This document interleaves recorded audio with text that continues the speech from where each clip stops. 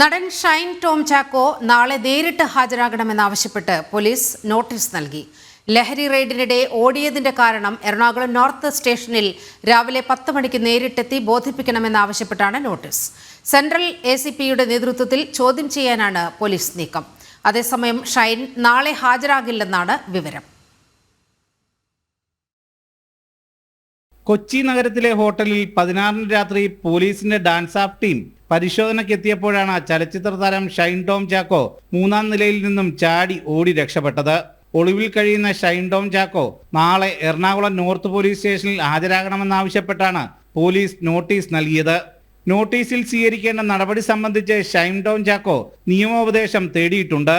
നാളെ പോലീസിന് മുന്നിൽ ഹാജരായേക്കില്ല എന്നാണ് വിവരം.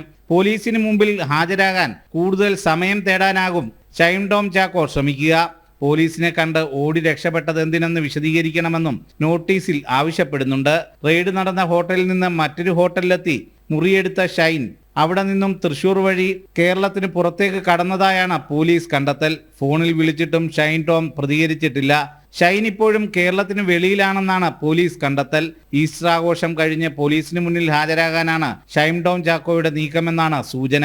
ഷൈനിന്റെ ഈസ്റ്റർ ആഘോഷം നിരീക്ഷിക്കാനും ലഹരി സാന്നിധ്യം കണ്ടെത്തിയാൽ കയ്യോടെ പിടികൂടാനും പോലീസ് നീക്കം നടക്കുന്നുണ്ട്. ജനം, കൊച്ചി.